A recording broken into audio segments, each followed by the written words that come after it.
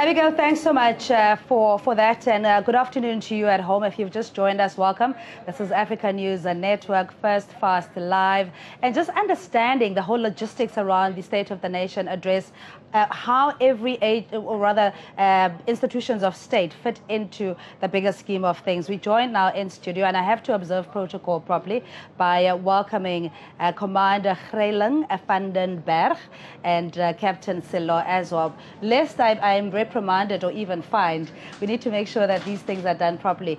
Commander, maybe you can just give us a sense of the importance of having the entire National Defence Force present as President will be delivering his speech later. Yes, we as the South African National Defence Force are tasked annually to perform the ceremonial function for the President for large events such as this. This is something that's done internationally, where whenever there's a large event, for instance, a State of the Nation address opening like now, or opening of Parliament should there be election and it's happening later on in the year, or state funerals, or large events and large celebrations, it is the South African National Defence Force that gives the pomp and ceremony to an occasion. So we are very proud to do that, and that is something that we as the South African National Defence Force have done since 1994, and in fact before that.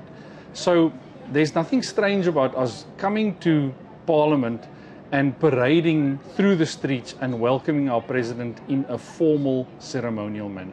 Captain Sello, then why is there such a hullabaloo about the deployment of, 441 soldiers that have been deployed, if this in itself is part of the whole procedure anyway?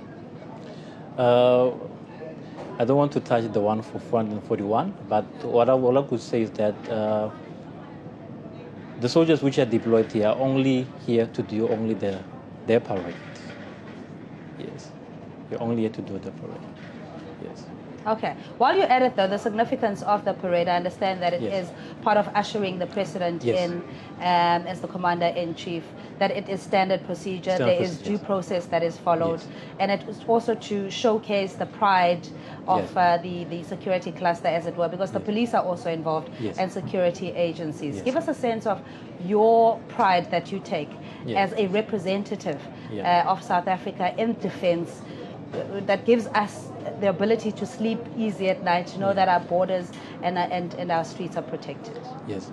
It represents the pride of a country in such a sense that it shows variety in terms of arms of service, in terms of the Army, in terms of the Navy, Air Force, and SAMs.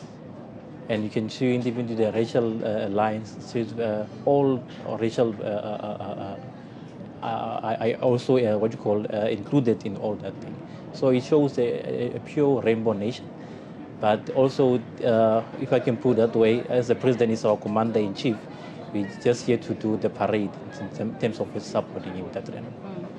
Commander, I guess those are the things that we tend to forget as South Africans, the fact that there had to be a transition that took place to include the dynamics in terms of culture, race, etc., into the South African National Defence Force. It wasn't always the case. And now, you know, there still be arguments or dinner conversations, people saying, why do we need to have an army that is so heavily invested in? We are a neutral country. You know, there's the sovereignty that we also observe of other nations. We are not at war with anybody. Why do we still need the army? Well, for me, the simple answer to that would be, if you have let's make an analogy of a police office or police station. If there's crime in an area, you put the police station there. When the crime goes away, do you remove the police station? No, you don't. There is a saying that says, in the Defence Force, you maintain a Navy and an Air Force, and you can raise an army. What that means is, these days with modern technology, should we be in a situation where something can escalate out of control very quickly, you will not have time to adequately train your soldiers in modern equipment. Because you don't get a warning these days for things to go horrendously wrong in an international situation. The fact that something is fine now doesn't mean that it's going to be fine in the future from now, because things change and the dynamics of inter-country relations change. So there's that aspect to consider, but also we have to face the fact that in Africa we are a continent sometimes in conflict with ourselves. There's a lot of conflicts all over the African continent, and we as South Africa, as one of the leading economies on the continent, has a role to play when it comes to peacekeeping. Not just to help our fellow neighbors, but also in a sense to help ourselves, because we are seen as this bastion of peace and democracy on the continent.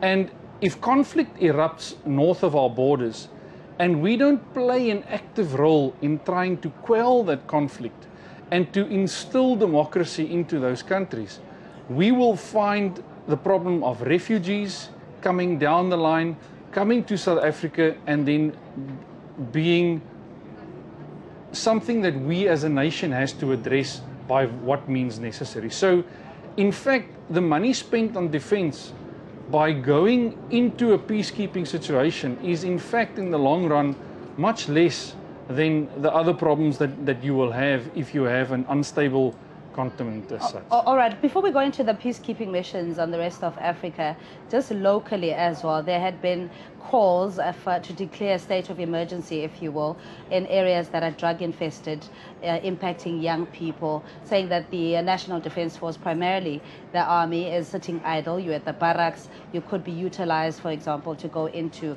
the Cape Flats and those kind of places. Is that part of your mandate? I would just like to answer that by saying that one has to remember something about the Defence Force. We are a tool only.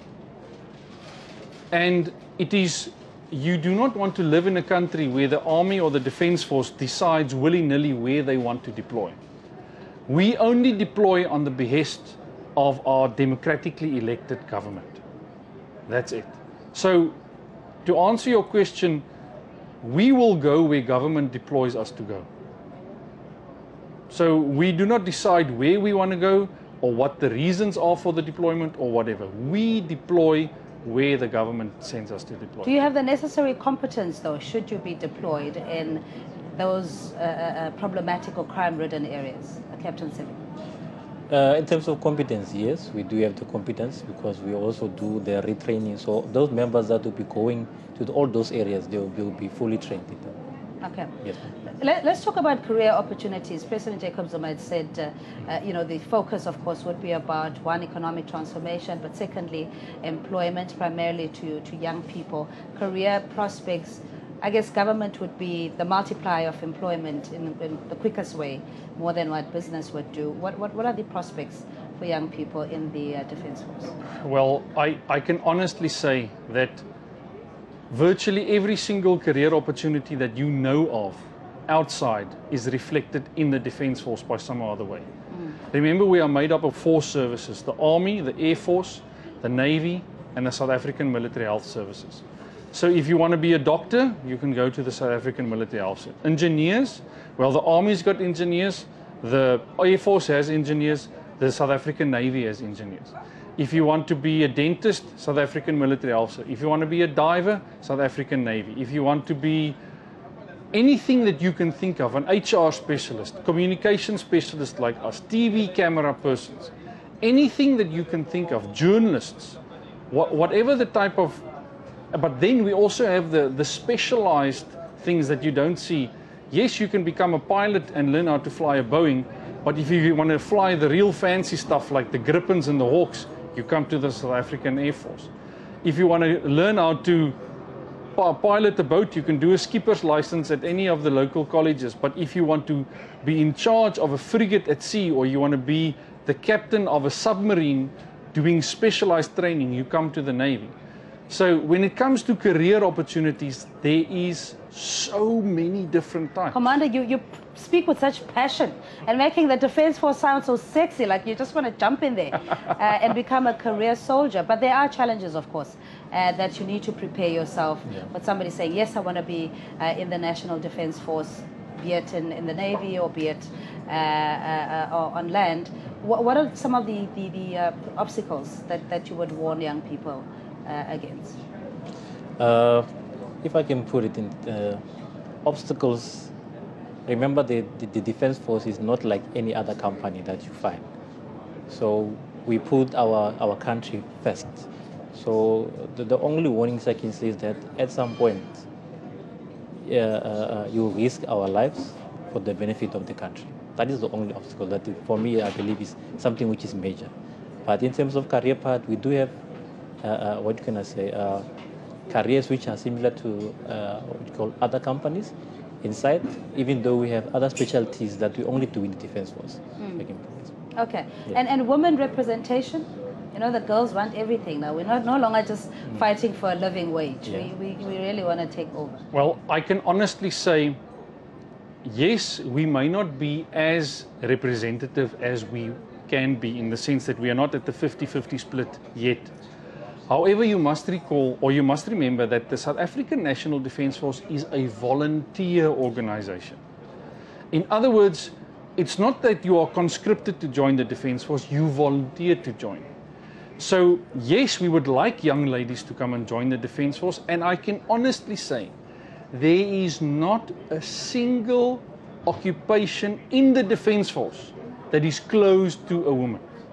Not a single one. We are, if you take it the Navy for instance, we are one of the only navies in the world that have women submariners, that have women combat officers, that allow women all across the ships. The same with the Air Force. We have women pilots. The same with the Military Health Service. We have women being doctors. We have women infantry soldiers. Everywhere where there is a soldier deployed, and you'll see the ladies this afternoon in the uniform as well.